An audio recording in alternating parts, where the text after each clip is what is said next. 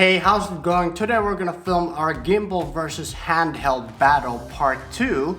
But the difference is that today we're gonna answer the question that do you really need a gimbal to film a cinematic sequence?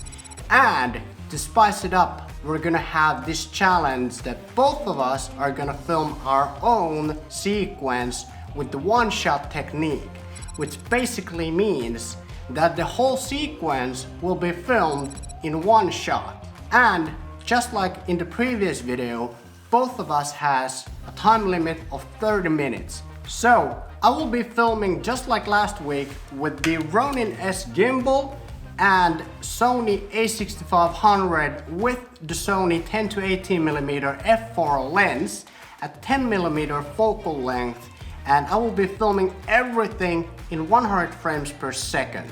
And Alex will be using...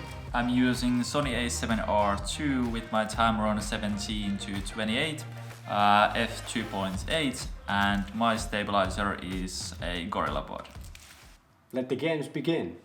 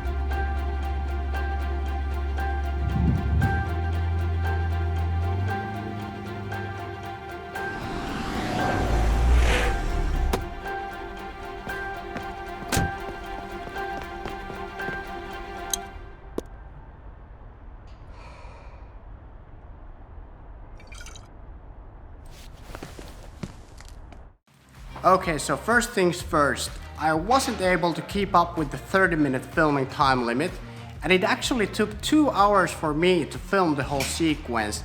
And the main reason was that it was almost impossible for me to adjust the exposure by adjusting the ND filter at the same time as I was operating the gimbal. So I decided to do several long takes and combine them into one sequence.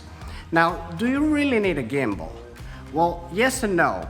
The situations where you might need a gimbal are, for example, those shots where you do a long follow shot and you're not going for the handheld look.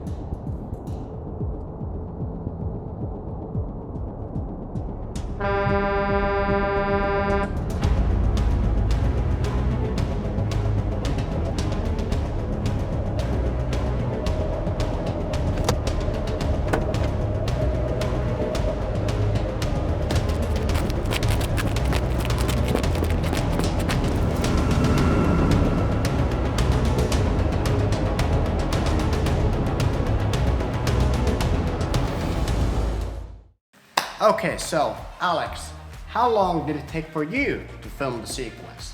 1 hour. 1 hour? 1 hour. Well, that was pretty good considering the circumstances. But in your opinion, what was the hardest part?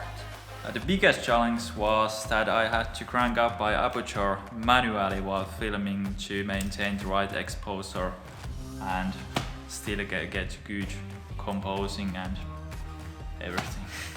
It was very challenging for sure. There were so many obstacles. But in your opinion, let's wrap this up by, do you need a gimbal? I think not, because you can get very cinematic stuff by just using your hands and the right techniques in your filming. Yeah, I totally agree. When you use the right techniques, even if you're filming without a gimbal, you can totally get cinematic looking camera movement.